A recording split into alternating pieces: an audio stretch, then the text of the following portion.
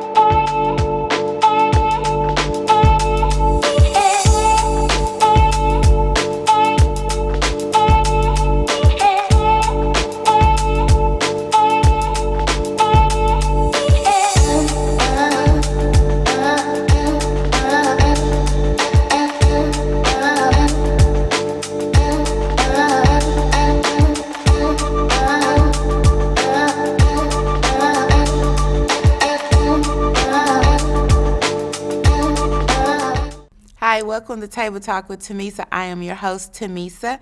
Today, we have an amazing guest. Her name is Donna Elizabeth. She is a survivor of domestic violence, and you'll hear a little bit more about her story when we return. But first, what do we do at the table? We always affirm ourselves. So this week's affirmations is 1, I am a survivor. Number 2, I am loved. And number 3, I am beautiful. So those are your affirmations for this week. So stay right there. Don't move. Don't leave the table. We'll be right back with our guest, Donna Elizabeth, so we can hear her story.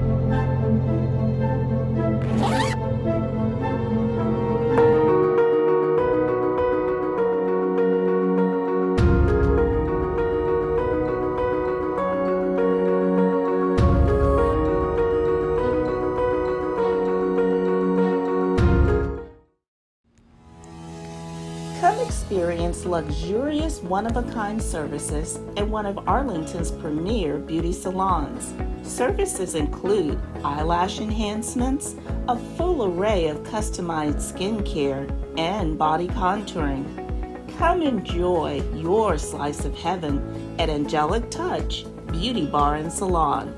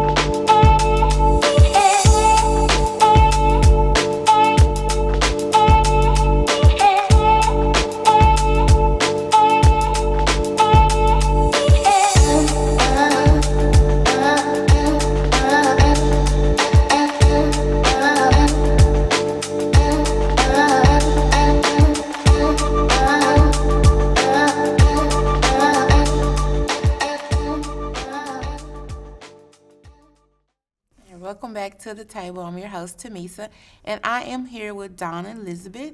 She is a domestic violence survivor as well as a survivor from overcoming addiction. So, Don, thank you for being here. I'm glad to be here. Thank you for having me. No problem. So, you are from St. Louis. Kansas City. Kansas. Why do I keep saying St. Louis? I don't know. I don't know either. From Kansas City, but you used to live in Texas? Yes. You did? Okay. In Houston for All 3 right. years. Okay. And what made you move back? Family. Family. Yeah. Okay. Well, tell us a little bit about yourself, who you are. My name is Dawn. I'm 51. No, you're not. Yes, I am. You can't be. I'll be 52 this year. You are so beautiful. Thank you. I love your hair, by the way, but okay. I'm sorry. It's okay. I'm from Kansas City, Missouri. I'm a mom, a grandma. I'm a caretaker. I work full time, and I'm very active in my church. Okay, I like that. But you just do not look like. I'm sorry. I just have to keep going back to that because you look really, really, really good. So, okay. So tell me this. Do you have anything in regards to, you said that you church, grandmama, mother? Okay, that's a lot. That's a lot of hats. Yeah. How do you operate that on a Well, daily basis? I keep my focus on God because He leads and guides me in everything. But I'm pretty good at juggling and multitasking. Really? Yeah. Okay.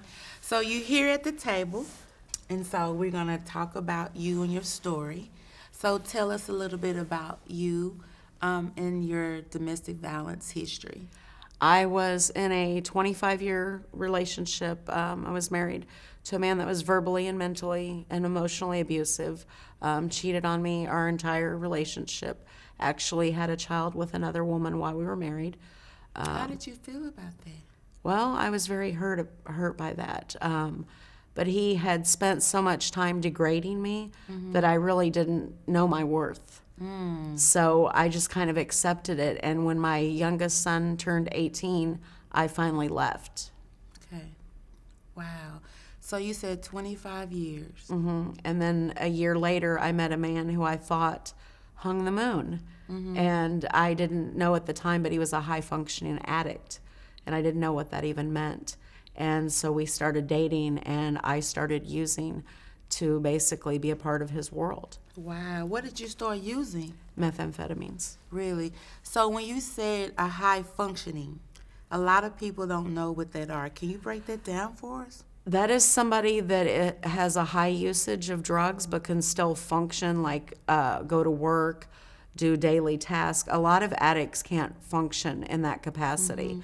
But he was a high-functioning addict, so he was able to still maintain a job and employment and be social. So at first, I didn't even know that he was an addict. I didn't really know that. Really? It was How many years were you in that relationship? 7 altogether. Altogether. Okay, so you was married for 25 in this abusive relationship that was mentally, it was physically and all of that. Well, there wasn't physical with the first relationship. The physical didn't come till the second relationship. One. Okay. And that was the most traumatic, profound relationship. There was a lot of physical abuse, a lot of mental abuse, a lot of emotional abuse.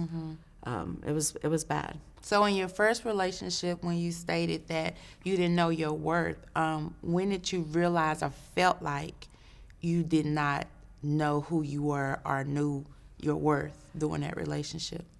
Well, I never found it during that relationship. I actually didn't realize my own worth until these last 2.5 years Wow. of my life. Wow. It took me 48 years to figure out that I'm worth more than what I gave myself and that I have value. Well, but it's okay, but you're there. Yes. But you're there. So during that relationship with the first relationship that you had, how did your family, was your family there? Were they supportive? Did they neglect you? I mean, how was that? I wasn't really close with my parents growing up, but a lot of people didn't know the extent of what I was going through because it wasn't something I talked about. I kept it hidden.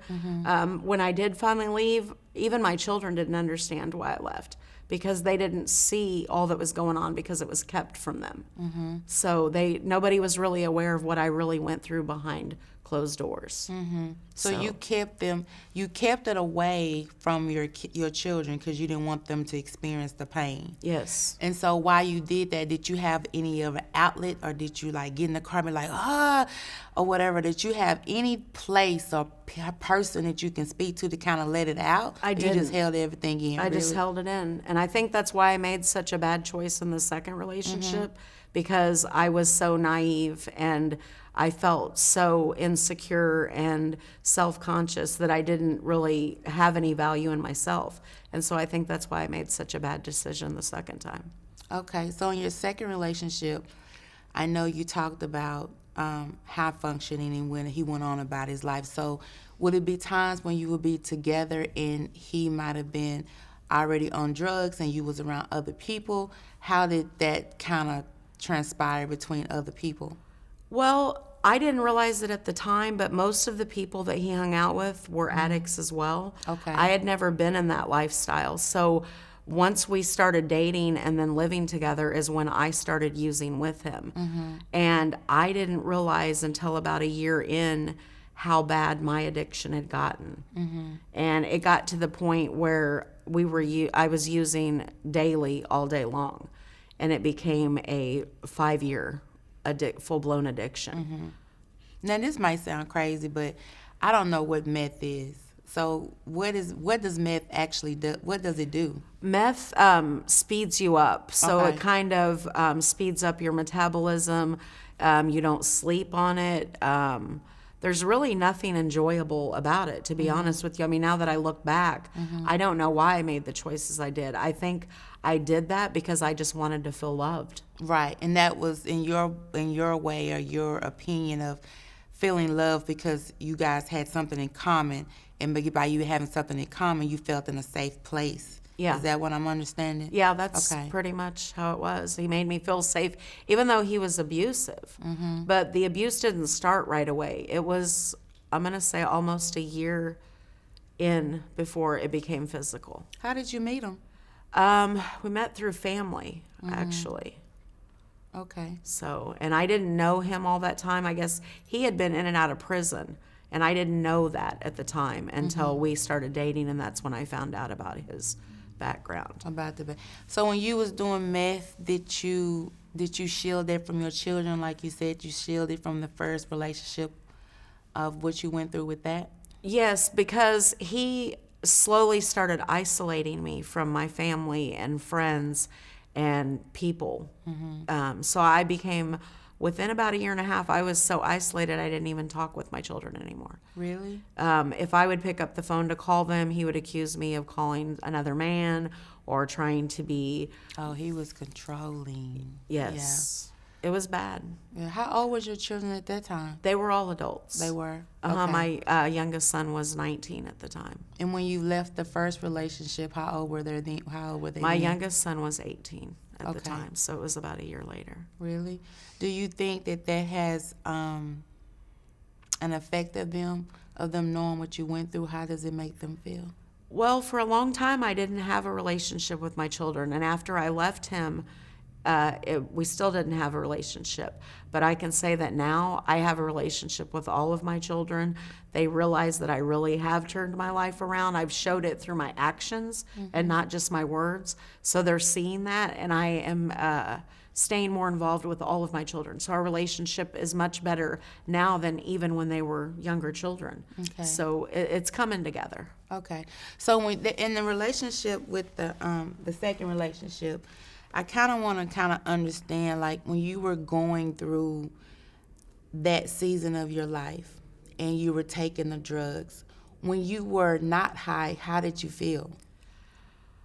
I felt very lost. I felt like I was in a situation I couldn't get out of. I felt very hopeless.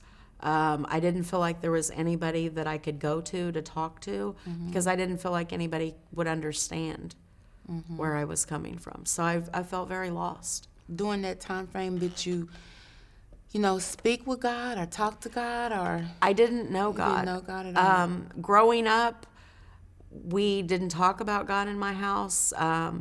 We weren't allowed to bring a Bible in the house or read the Bible, so I didn't know God my whole life.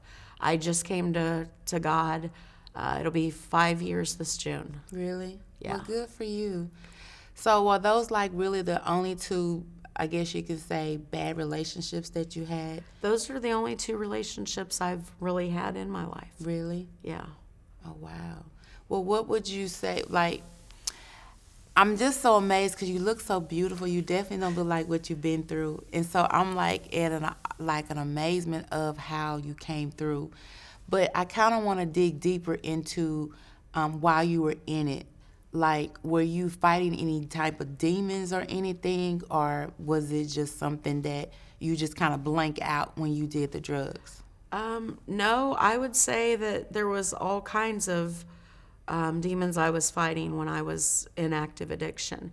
I had a partner that was unfaithful, abusive. He was doing what I've learned the term now is called gaslighting. It's where they literally will make you think that you're crazy. They will convince you that you're seeing things that aren't there, that you're hearing things that aren't there, things that you're seeing and hearing that you know are real, they're convincing you are not. So it's a very controlling person. It's a narcissist, basically, that does this. And they do what they call gaslighting, and it's basically they will have so much control over your mind that you can't even think for yourself. And I literally was at the point before I walked away where I really thought I was losing my mind. Wow. So did you have a job? I did for a short period. I'm going to say about 2.5, 3 years into our relationship. I worked for about 3 months, and then I couldn't do it. I could not function enough to hold a job because of the addiction. So you wouldn't say you were high functioning? Not at all. Okay. What would that be called? Well, I'm not sure. I'd just say I was an addict who was just going minute by minute and day by day. You told me that you were homeless. Tell us a little bit about that experience. Well, some of my homelessness was during my addiction.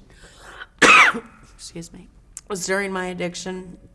I've lived in my car. I've slept at parks. It's been rough, but sorry.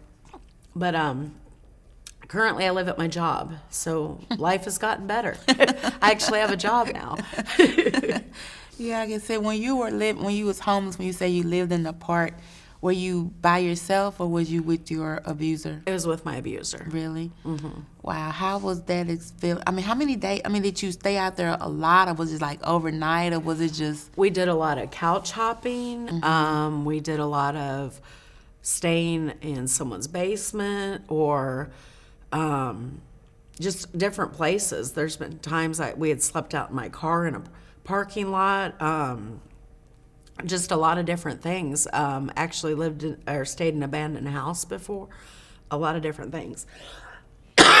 Excuse me. I can get you some water. There we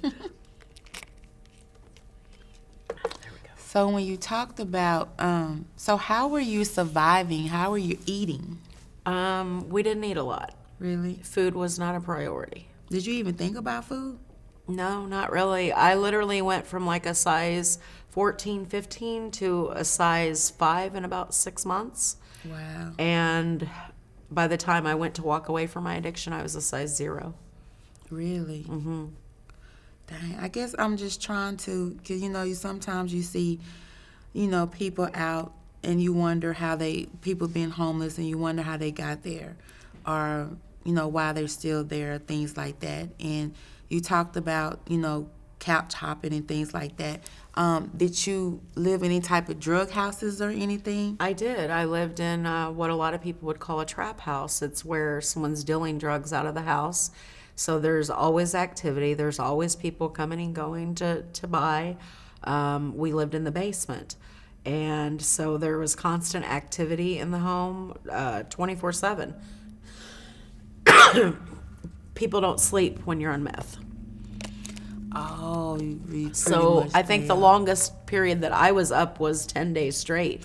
10 days Oh, straight? 10 days straight, yes, because I went from being somebody that started out with recreational drug use to a very high amount of drug use. I literally, within about 6 months into my addiction, was using as much as my partner, who was a long-term high-functioning addict. So I was using a lot.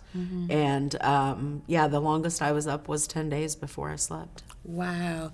You mentioned the fact that you were using more than he was. Did he get upset because you were? He did. Oh yeah, we'd have fights. I'd get choked out. I've been abused over the drug itself. So yes, he would get very angry. If he thought I got a bigger hit than him or a bigger line than him, it was an issue. Yes. Was it? Now I know you had mentioned to me that there was family members that was the drug dealer and the user as well, right? Yes. So you always was around it. You always had access to it. Did you have to purchase it? Or We hardly ever had to pay for it. Really? And I think that's probably how it got so bad.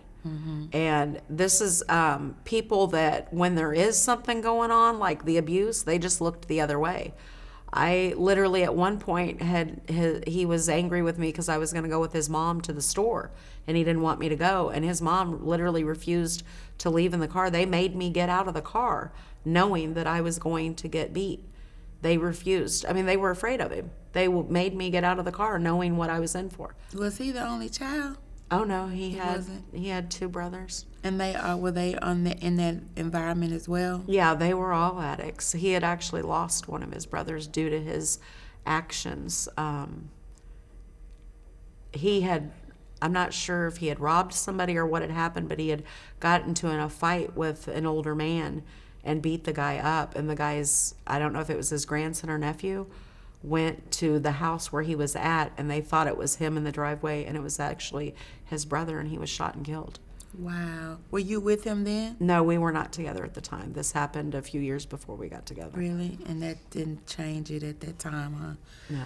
So when you were living in these trap houses and you were doing these drugs, you did have no communication with your family, because you said that earlier. Nope. I didn't even have a phone for a good 3 or 4 years of this relationship. I didn't even have access to contact anybody. And when I was around people, I couldn't look at people. I had to look at the floor. I couldn't talk to the people. I couldn't look at the people. If I was caught looking up, he would think I was looking at another guy, and that was an automatic. I mean, I would get beat for that. It was very controlled environment. And how long were you in that relationship? For almost 7 years. But when you first started, it was not like that at all, was it? No, it was not. It was totally different. I really thought that I had met a man that was going to love me and be true to me and be good to me, because that's how he made it appear. But it really wasn't that way at all. That was all just, I guess his way. I guess he's seen my weaknesses and my insecurities, and he built on that. To make me feel like he could keep me safe and secure. And in all reality, I think he was looking at it was how could he manipulate me and use me to his advantage. And so that's pretty much how it happened. I'm just really amazed at how, for one, you was very strong, but when you went through the process and that at the end when you talked about you having heart failure. It's heart failure, right? I have what's called severe bradycardia, which is a real low heart rate. My heart rate, even up moving around, doesn't go above 40 beats a minute, which resting heart rate's 60. My doctors are actually amazed that I can function with my heart rate. Believe me, I've been seeing a cardiologist for the last 4 years. We've tried a lot of different alternatives. They can't do a pacemaker because my heart rate drops too low when I'm sleeping, and they're afraid they'd lose me under anesthesia.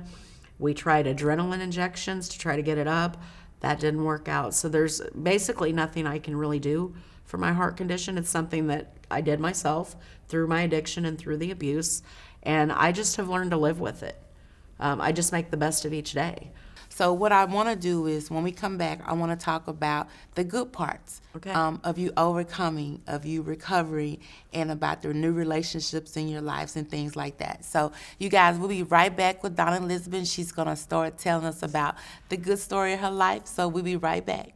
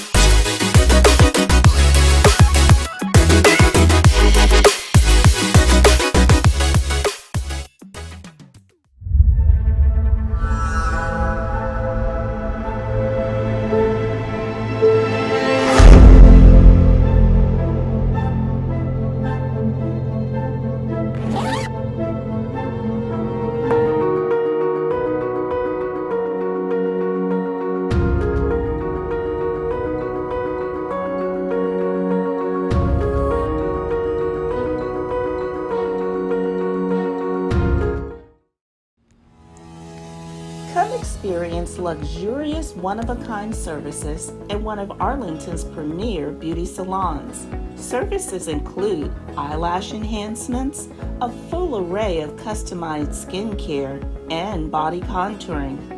Come enjoy your slice of heaven at Angelic Touch Beauty Bar and Salon.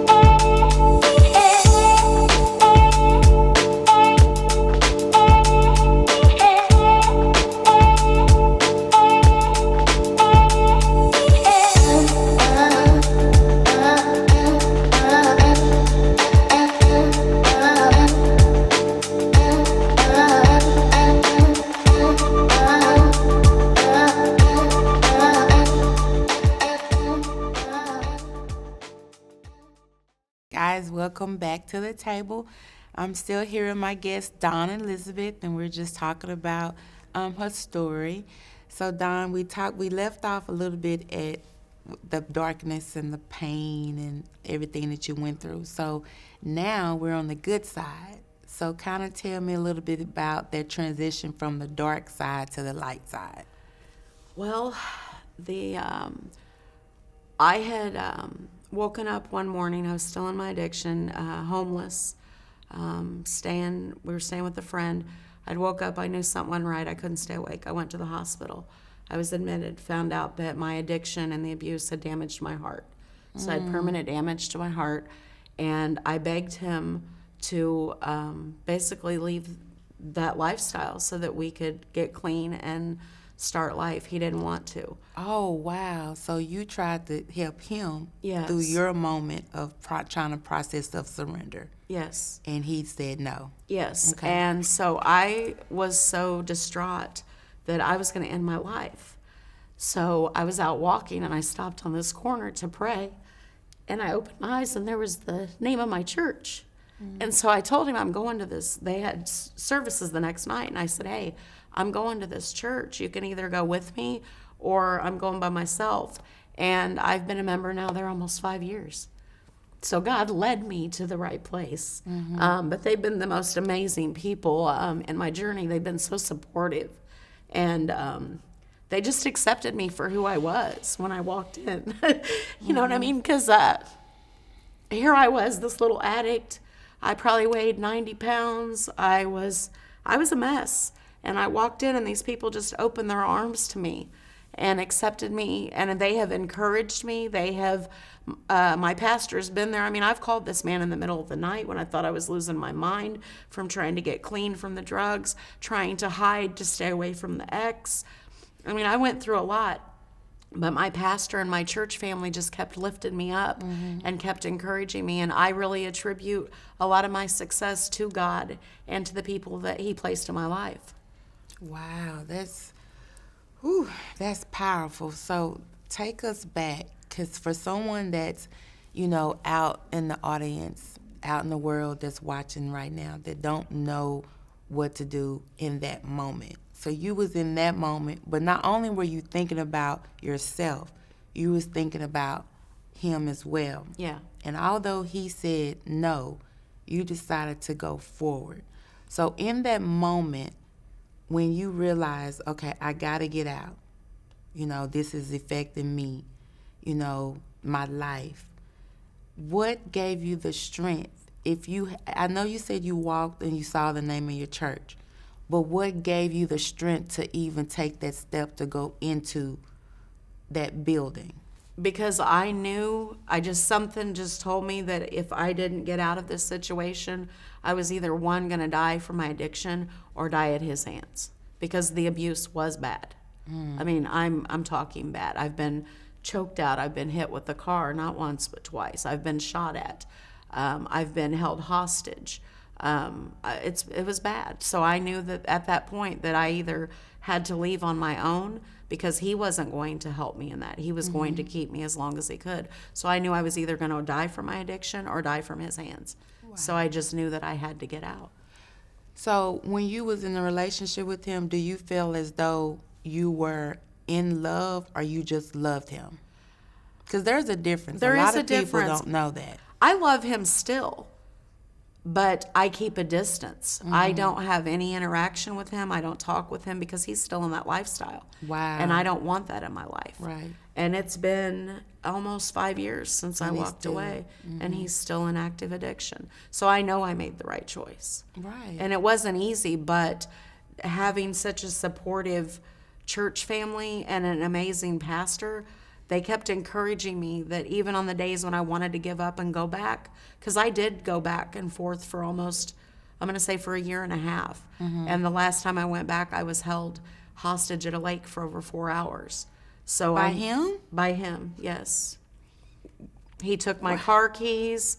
It was bad. And I literally was shouting to God the whole time to please get me out of here, because I really was afraid I was going to die at that lake and nobody would ever find me, because he assured me no one would ever find me. Yeah, so what made you, I know you talk about, well, what made you continue to want to go back? Was it you being familiar with that? I think because I was still struggling with my insecurities about myself, and I still didn't fully know my worth or my value.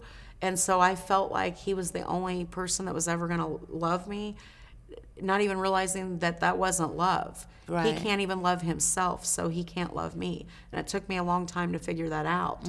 But like I said, I just something just kept telling me to get away. So that last time, I just knew this is it. No matter how much love I have for this person, they don't have it in me. They don't care whether I live or die. So I have to do something different. Most definitely. So, and when you were at I know you mentioned about you almost getting hit. You got hit twice by a car. Is that something that he did? Yes, it was something that he did. I was trying to get away from him. And when he seen that I was trying to get out of the car, that's when the abuse really started. I actually called my pastor, and because he was trying to throw me out of the car while it was moving. And while assaulting me at the same time, and I had dropped the phone, I was literally shouting out to my pastor where I was, and he was calling the police. And this was like a 2-hour event in this car, and finally I don't know how it happened, but we went to pull up at a stop sign, and there was a car in front of us, and I knew that was my opportunity, and I literally jumped out. And as I was jumping out of the car, he threw it in reverse and hit me with the car, and then he went forward and hit me again and knocked me into a ditch. And I jumped up and just took off running because I knew he was coming after me. And kept you going. So that was between the stage of you going back when you was decided to surrender, but you kept going back because you didn't know you allowed that to kind of validate you. Yes. And then when you went through that part there, wow. Yeah. And so did you suffer any injuries or anything? Because I want people to know that it's okay. to be in that situation, but know how to come out of it and come out of it strong. So when you was going through all of that, did you suffer anything that kind of hurt you or? Oh yeah, I've got severed muscle, tendon, and ligaments in my left arm from him trying to break it. I've got muscle damage in my right arm from him attempting to break it. I was choke slammed off a 5-foot retaining wall and had the bone literally come out of my foot. Ooh. So I have a lot of, Wow. yeah, I have a lot of damage, you know what I mean? Like a lot of aches and pains to this day, but I just keep pushing because those are reminders to me of what I allowed to happen to myself so that I don't go back to that, so that I can just keep building my life in a positive way. Right. Those are reminders to me of how dark my life was, so I am just grateful for every second of every day in the light. Most definitely, most definitely. So when you were going through it, mentally, did you give yourself, did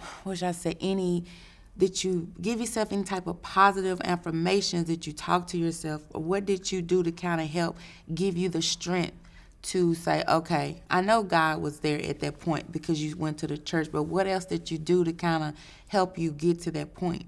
Well, I stayed really close to my pastor and the members at my church, but I also just started reading my Bible. I'd never really read a Bible. When I first started going to church, I couldn't even tell you what book was where in the Bible. Yeah. You know, so I just started reading through my Bible and just, I spent a lot of time outside, just being outdoors and just talking to God and just letting that be the focus of my life. But I knew that I had to do something different. But I just started slowly growing, I guess, internally. But I literally just put all my focus into God and this new relationship with Him. This was all new to me. I'd never been in a church. I'd never done any of that. So just the fact that I had these complete strangers coming forward, Just offering loving you for you. Yeah, just loving on me and offering to be there and letting me know I could call them at any hour of the day or night. They were my support system. And they really helped me get through this because when I walked away, I gave up my addiction and that relationship cold turkey. A lot of addicts have to go to rehab to get off the drugs. I went through all that withdrawal on my own. Wow. So So that was my next question, like the withdrawal piece of it. It was 'cause hard. The high function people, they probably, so when you say it was hard, is it, because I watch TV, because I haven't been on drugs like that before or whatever. I know some people that have, but is it true about the night sweats and the tremors and all of Yes, that? you have muscle aches and cramps, and your body hurts so bad that all you want is to go get high to make the pain go away. Yeah. But I knew that if I reached out for that drug, could be the last time. It could be the end of my life. So I just had to suffer through, and it took, I'm gonna say, and a lot of people don't realize this too, but when you quit doing drugs that suddenly, you can have what they call methamphetamine induced paranoid schizophrenia. Oh my, that was a mouthful. Okay. Which I was diagnosed with, and I was on medication because I was hearing and seeing things that weren't there because of just stopping the drugs so suddenly. So I was really struggling internally with that, and I was able after about 1.5 years to stop all medications. I had severe anxiety, severe depression. I couldn't even be around more than 2 people at a time. Wow. Because my anxiety was so bad I couldn't cope with it. So I did go through a lot. But you had it's your been church worth it. family there with you Yes. that help you, and that's an amazing thing Yes. right there. So what would you tell someone today that's in an abusive relationship or someone that's addicted to some whatever type of drug there is, and what they could do? Because a lot of people feel like they don't have nowhere to go, that no one's loved them because, like you said, they don't know their worth, and so they feel like they're worthless and they want to take their lives or whatever. What would you tell someone? That no matter how hopeless you feel, there's hope. There are people out there that do care. You are loved, you have worth, you have value. And just call somebody. Sometimes it's just as simple as picking up a phone and calling that 800 number for that addiction or domestic violence hotline.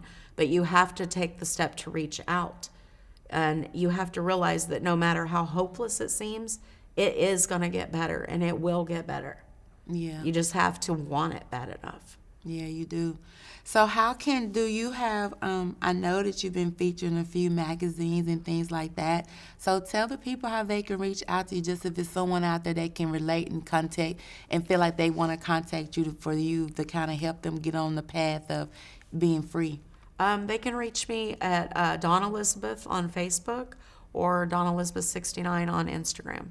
Okay. Or they can email me at it's dawnelizabeth0104@gmail. All right. Do you have anything coming up or anything that you're partaking in or anything? I don't. You don't. You're No. just here to share your story.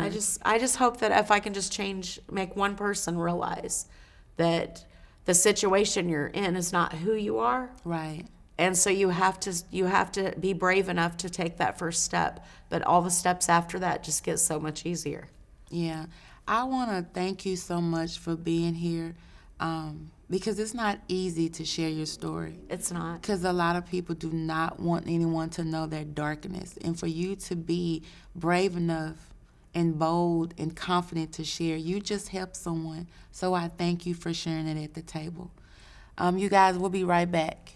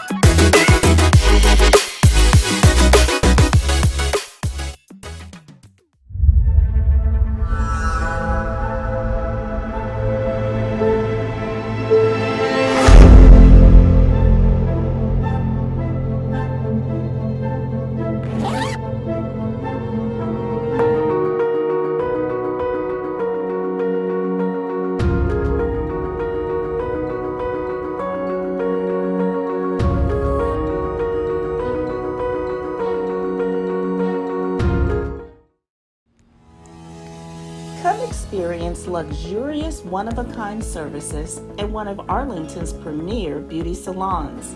Services include eyelash enhancements, a full array of customized skincare, and body contouring. Come enjoy your slice of heaven at Angelic Touch Beauty Bar and Salon.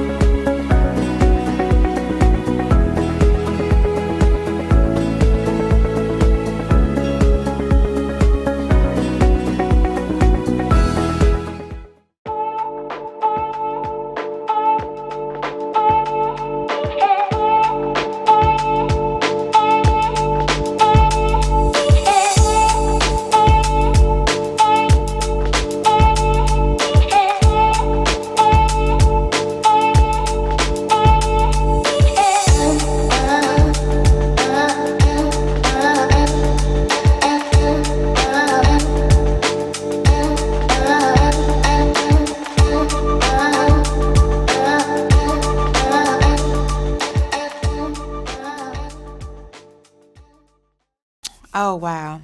Dawn Elizabeth, her story was so powerful. How many Dawn Elizabeths do we have in the world? I'm sure there's a lot. And I just commend her for sharing her story because it is definitely one that's very powerful, that turned out for her good, because it could have went the other way, but God. God had his hand on her throughout that whole process as she went through the domestic violence, her not knowing who she was, not understanding her worth, and then into another relationship, still broken, still not knowing who she was, and end up being addicted to meth. That within that span of her life, different things transpired. To her fighting demons, to her just feeling worthless. But you guys, we are loved. We are someone. You know, when God birthed us through our mother's womb, he already knew what purpose and destiny that he had for our lives. He didn't put us on this earth to be, you know, in the gutters and things like that. But although the choices that we make, we go there. And, you know, you hear me say it all the time. I can relate because I can, because that's the reason why God allowed us and me and the team to have this platform, is to talk about those conversations that we normally don't want to talk about or discuss. You know, when I was in that state in my life, when I was in my, it goes back to that relationship, which was that choice that I made. Although I didn't do drugs, but I sold drugs. Because he was a dope dealer. And because he was a dope dealer, it put me in the life of living in the streets and living in the cars and even being in the trap houses. So I can relate to her in so many different ways. The only difference was I just did not take drugs. But if I think about it, really I did take drugs in a sense of selling the drugs and giving it to someone else. So really I was a part of the problem and not part of the solution. But during that time frame, I was lost. I thought that his love and what he was doing was the right love for me. You know, if you followed me and heard me before, you said I didn't know what love was. But I thought that that was the love that I needed and desired and wanted because of how he gave it to me. But that wasn't love. That was a false imitation of someone who pretended to love me, but they didn't even love themselves. So how could he love me?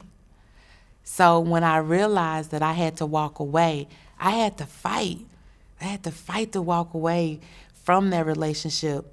And you know, a lot of people that knows that you in that lifestyle, whether if it's in drugs, doing drugs, selling drugs, abusive relationship, a lot of times people don't want to deal with it because they don't feel like it's their problem, but it's everybody's problem. You know, in the body in the kingdom, you know, the body of Christ is the kingdom. We're all our sisters and brothers. And if we can get out of our natural mind and think of how God had designed the earth, we will love more, we will accept more, and we will be there for our brothers and sisters to help them when they're going through something. Just like Donna Elizabeth's her church family. They accepted her where she was. They loved her and met her where she was, just like God meets us. So if God can meet us and he put his people in the body of Christ for them to meet us, why not accept it for us to get on the track so we can start being who God created us to be? God put us on this earth for all of us to help each other. Who are you going to help? We have Donna Elizabeths out there in the world. So if you know of anyone that needs help, help them, talk to them. If you need help, contact the 800 line. You know, reach out to the show. Contact us. You know, contact Dawn. She'll be loved to speak with you. But whatever you do, please get some help. So you can follow us on all social media at Table Talk with Tamisa. You can contact the show. You can contact us at 8333-TAMISA. Send us an email at contact us at Table Talk with Tamisa. However you want to do, we'll be here to pray with you, cry with you, help you, whatever we need to do, we are here. Don't forget, you guys, go out to Amazon. We got a book out there, but I'm still here. I am a now published author. Go read about my story and you'll learn more about me and why I'm doing what I'm doing. Until next time, thank you for meeting me at the table. Victoria.